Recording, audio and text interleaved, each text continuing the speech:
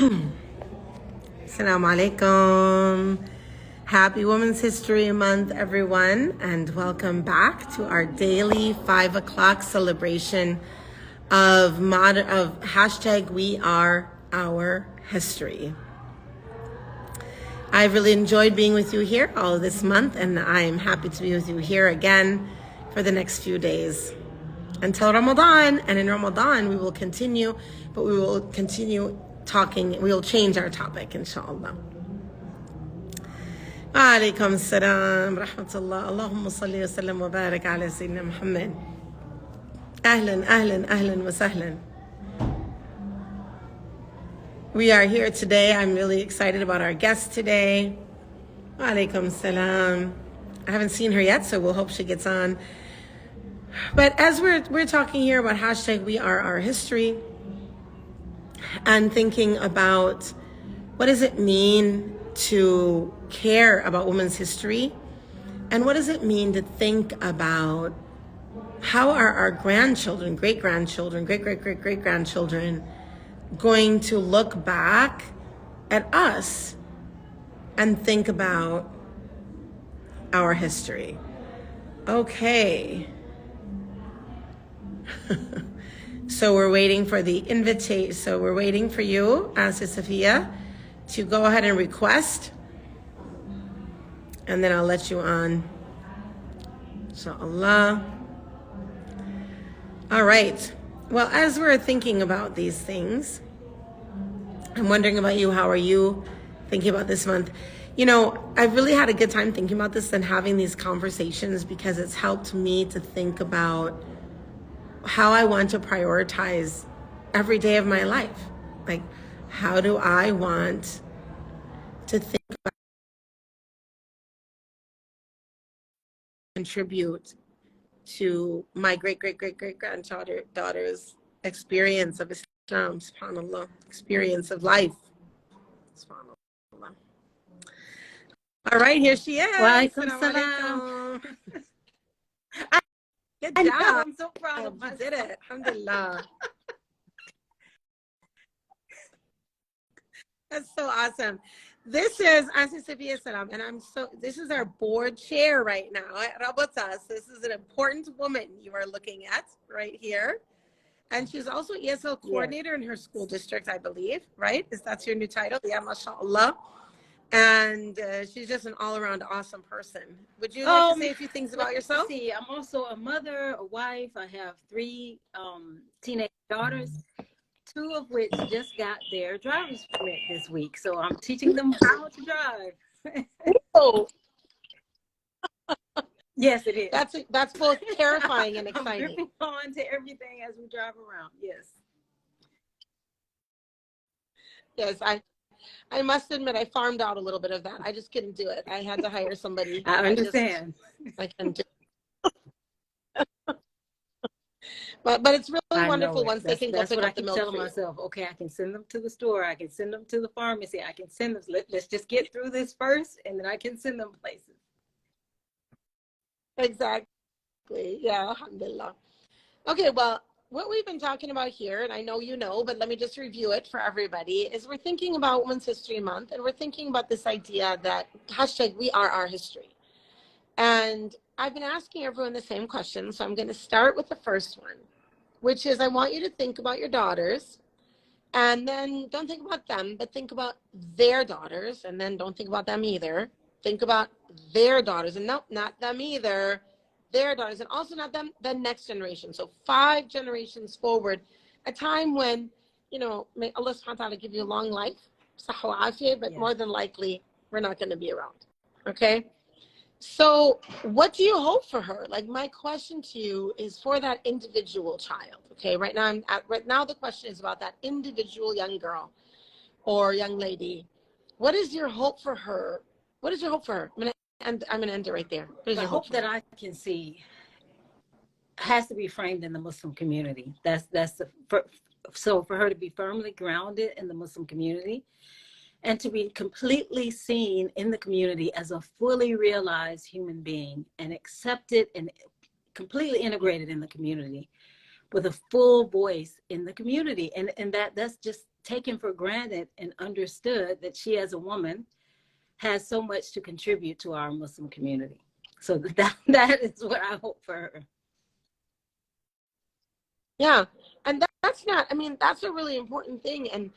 And to think that, you know, one of the people who answered the question talks about how what she hoped for, and so I'm going to talk about this with this one, is that you get to that point where that's the norm. To look back in the past is like, Yeah, oh, exactly. what do you mean that didn't happen back then? You know, like now my little joke is when I talk to audiences and I talk about cassette tapes, I'm like, do you know what a cassette tape is? And of course you get a little bit of a laugh because the people know what it is. They're like, oh, that's so funny, because there are people who don't know. But then there are those going, no.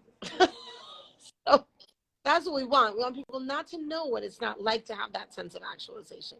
So for that to happen, now that's the next, it leads right into the next question, which is, okay, so what do you hope for the ummah itself in 100 years? So now that was an individual question. Now I'm thinking about the ummah as a whole. What do you hope for the global ummah? I guess I have to 100 start with the years? West first, and that would be that the Muslims here really do feel like they, like the article that Dr. Umar Farouk Abdullah had, the cultural imperative, Islam and the cultural imperative, where Islam is fully a part of the culture, and we have that confidence here. And then once we're there, we can see ourselves as a part of a greater ummah, as the Western Muslim community. But then from there, I'm hoping to see us as a refuge for everyone else, and to see us as the leaders in the world, because we're not there right now. We've been there before, and inshallah, I would hope 100 years from now that we would be in a position of leadership, and we would be in a position where others come to us for relief and for innovation and for knowledge and for all sorts of things. So that's what I think I would like to see for the ummah. I love that. You know, one thing I always think about is that if Muslims were innovators and we were like the ones with the innovation during the Industrial Revolution, that we would have invented a washing machine that tahers our clothes while it washes. Absolutely.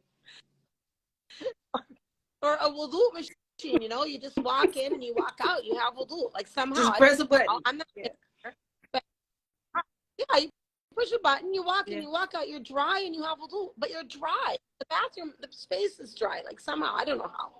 And it doesn't use too much water, so there's no water waste either. We would have invented those things. I love that. And I'm with you on that hope and that vision that we really want to, be in that place of people are looking to us and saying, gosh, I wish I was born into that community, because we have so much to offer. And that we remind everyone how to be human, because we're moving towards a stage where we're talking about transhumanism and AI and all of that, and we're still human, and we're reminding people the beauty in humanity. So yeah. Well, I didn't even think of that. Wow. We're moving towards, that chat, what is it called? Chat 61 or something? It's like, whoa. So we're really moving into that. So to remind people how to be human. Ya Allah. Ya Allah. All right. So now my next question for you is, so thinking about these things, thinking about that great granddaughter, and thinking about the ummah in these ways with your vision, okay? What are you doing now to make that positive cultural change so that we can get to that space? That's a cheat answer. It's an easy answer. I'm working with Rabata, of course. That's a giveaway.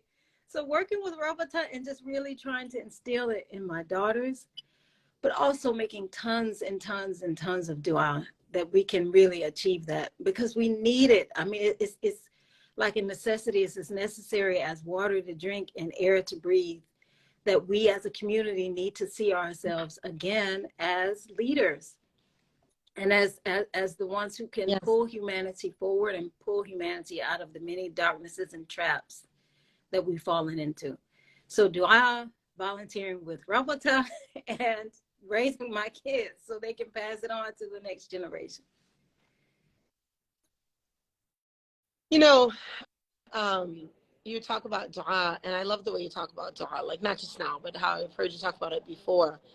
So what is your, like Ramadan is coming and dua is so important. What's your recommendation to people when they're thinking about, like if we're all our brains and thinking about the future and thinking about each of our days, how it's impacting the future, what kind of dua would you recommend? How would you Well, every recommend that they year make I dua? got this from one of my sisters, actually. Before we enter the month, I haven't done it yet, but you sit down and you write everything out, everything you could possibly make dua for, large, small, everything. And don't tell yourself, oh, that's too much to ask, because Allah Kareem, right? He's generous and he will give. So first of all, write it down for yourself.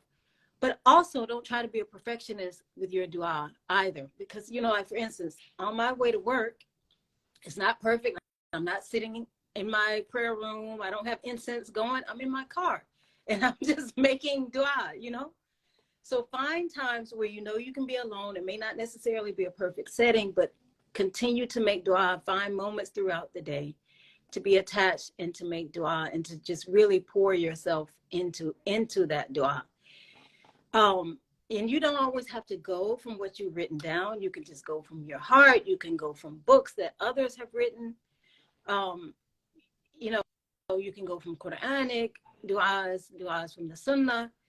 Just let it flow and just try to make it consistent and try to do it every single day. But also have that set time too. In Ramadan, I always have a set time in the evening where I know, okay, this is my protected time. I'm going to make dua during that time. And you know what works for you depending on your schedule, your job, all of that type, all of those sorts of things. I love what you said about I don't have incense going, because sometimes we think, oh, I can't make dua Exactly. until the candle's on or in the right Mhm. place. And then we miss opportunities because sometimes we have 3 days in a row we Yeah. don't ever get the incense on, so to speak. Yeah, and it's good too. I think Yeah. that's good too, to try to induce SubhanAllah. a mood, you know, where you have things smelling nice and the prayer carpet smells nice and the kids are quiet. That when you can have those opportunities, that's great, but don't wait for those opportunities because they might not come. And you say that, like you talked about your kids and how you also are working with them, and now we're talking about dua, so I just want to ask you, how do you engage your daughters in dua in Ramadan, and how do you engage your daughters in thinking about their role in the positive cultural So Dua growth and of our Ramadan, ummah? they're also different. So one of them takes a leaf out of my book, a page out of my book, and she writes hers down. I think she's already started. She's ahead of me on that. Others, it's just, okay, we're here together, let's make dua. And that's just how we do it. What was the second half of your question? I'm sorry. How do you talk to them or work with them to think about what their role is in that, and how do we Okay, become so those leaders that we're talking about? again, I'm not waiting for the perfect moment. I used to do that, right? Oh, we have to sit and we have to have every Saturday, and it's going to be at 12 o'clock, and we're going to sit and talk about. I just look for moments. And then, you know, I'm a teacher by trade, so I'm all about examples and non-examples. So media is wonderful. It opens the doors and it gives us so many opportunities. So let's say we're watching a movie or we see a commercial or this or that, we analyze it together. I talk to them. I remember seeing a speaker who said that she used to say to her kids, they watch a commercial and she'd say to them, okay, so now where's the lie in that? Tell me what's the lie in that commercial. So I've started using that now. So we'll see something. Okay, guys, tell me what's the lie. Where are they misleading us in that? And so just having that conversation, to be conscious, to be thoughtful, and to have discernment. I really think that they can have a place in leadership, but first and foremost, they have to be conscious and aware of what's going on in society. They need to look for their talents and where they can fit in improving the society.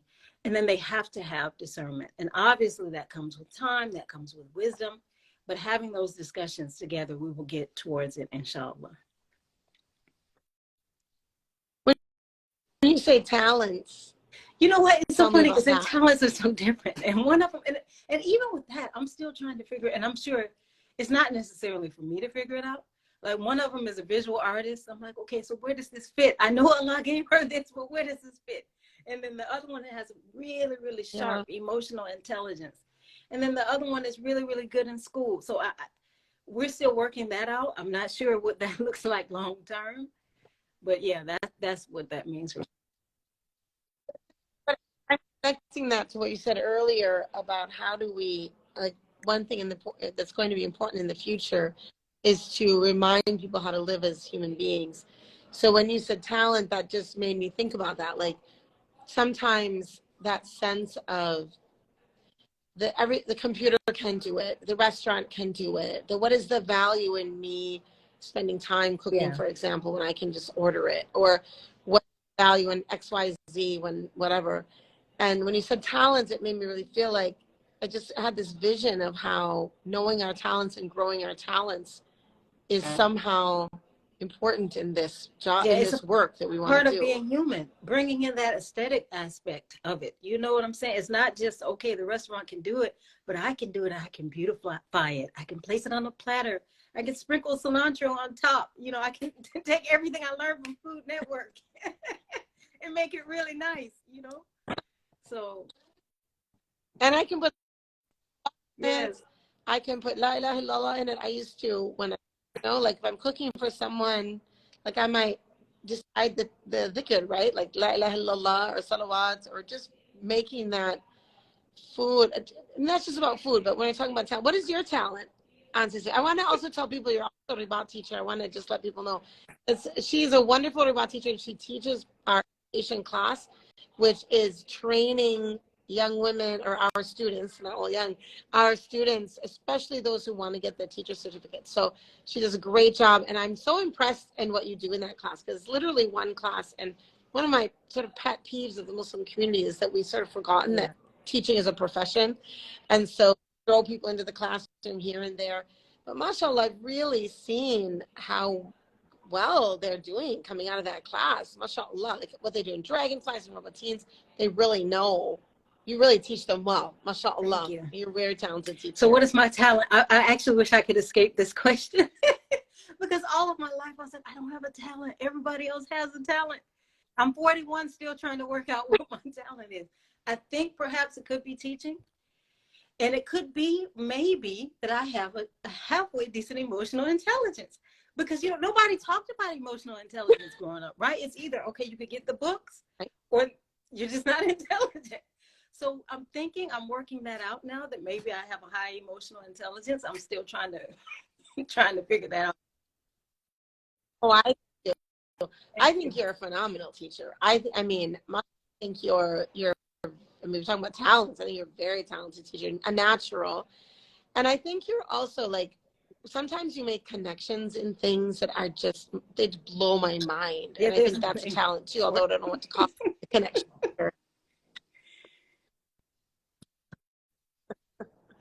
Yeah. So, I mean, you have a fascinating brain. I love your brain. I mean, even just what you said about teaching people to be human, like who thinks about that? You know, who does that? That's just so amazing. And it's such a thoughtful and important, and it gives credence to so many of the things that I think are so important. Like so we were joking about cooking a minute ago, or semi-joking, semi-serious, but I actually think cooking is a talent that, it's not just a talent, it's a gift that we give. Like when we cook, we're giving the gift of nourishment. And that's a really important part of what it means to be human, really somehow. And you reminded me when you said the salawat, I actually posted different, it was 2 salawat that I found that they were beautiful. And I posted them, and then the steam from the pots, it's gone now anyway. So I have to go and do it again and laminate them this time so the steam won't run the ink off of the page. Yeah, yes. The steam was soaking up the salawat. MashaAllah, that's so awesome. Alhamdulillah. When you look back in history, do you have a woman that you really admire? Someone in a historical woman that you sort of think about as a star? Gosh, there's so many. I don't know. I would have to cluster them and say the women of the civil rights movement for sure. I mean, outside of, as Muslims, we have Muslim figures, but if I were to put those aside, I would say for sure the women of the civil rights movement, because they were relentless in the struggle, and many of them, their names are still not known. But that for them, that wasn't even important. I mean, I'm sure as humans, we want to be known, but for the most part, it was about the struggle And this concept that I am doing this, I'm making these sacrifices, I'm putting my life on the line, I'm being threatened by jail and physical harm and all of these things for the greater collective and for the future and for what I can do for Black women and Black men and people of color and all of that. And so their foresight for me is so admirable, because nowadays you really don't have, I mean, Rabata as an organization looks for the future, but oftentimes people are just making those decisions for the individual and how it will benefit me. But all of the decisions that they made were thinking about people like me and my kids and the kids that come after, you know, so they were such forward thinkers and willing to sacrifice themselves, whether or not they got fame from that or not. So yeah, I would say collectively the women of the civil rights movement. Is there any one in particular that you would Okay, recommend that I we have to read say about my in the aunt or I'll next get few in trouble. days before? So I want everybody to look up Ruby Sales. And there is a documentary on Peacock. Oh. I don't remember it in this moment, but I can send it to you and then you can share it out with people. She's featured in that documentary. So she worked in Lowndes County, Alabama in the civil rights movement, and you can watch that. I haven't seen it. I promised myself this spring break I was going to watch it, and then now spring break is over and I have not watched it. Yes, that's how you spell it. Ruby, S-A-L-E-S. Ruby. Yeah. Okay, perfect. Ruby Sales. All right. Well, Yeah. that's a homework assignment for all of us. We are all now going to go forth and look up Ruby Sales and look up the documentary on Sales, S-A-L-E-S. Yeah, we're going to look up the documentary and we're going to learn about her. And we're going to know she's your aunt. That's the coolest thing ever. What have you taken from her in your life? Her tenacity, her relentlessness, her commitment to the struggle. She's still committed to the struggle. She's still committed to social justice and civil rights. She's well into her 70s. So just finding that path and staying committed to it, which is absolutely not my personality. But in my late 20s, 30s, and now 40s, I have found that truly for me is the path to find work, for instance, with Rabata or with my teaching, and find that work and get committed to that path and stay committed to it and go the distance and see it through till the end. Yeah, mashallah. Well, I mean, that's how we're going to reach that goal, right? That goal that you mentioned earlier. Subhanallah. Alhamdulillah. All right. Well, thank you so much for joining me here today, Auntie Safiyyah Salaam, our board chair, as well as a Robotine's teacher, a Ribaat teacher, and also on our academic council, and just feeding in all of her wisdom and brilliance in so many different places. Allah khalina yaki. Reminder to everyone that starting on Thursday, which will be Ramadan inshallah, most likely, starting on Thursday, we'll be switching from Women's History Month to Ramadan. And so you can continue to join us here every day at 5 o'clock, even during Ramadan. And she teaches the education class. You can see it on, look, everybody wants teaching methodology. So sign up and donate to Rabata. Yes, in Ramadan, plan to donate to us. Yes, absolutely. And you can follow us and see all the different programs we have for Ramadan as well. All right. Well, thank you so much. Yeah. And here it is, Education 101. Perfect. That's teaching skills and methodology. It's an awesome class. I highly recommend it to all of you. And if you have a school, a masjid, somewhere where there's a school and you want to train your teachers, you can get in contact with registration at rabata.org and we can work with you so that all of your teachers can take that class and some more. Yes. All right. Alhamdulillah. Thank you so much. It looks like I have to go. So have a wonderful day. Assalamu alaikum.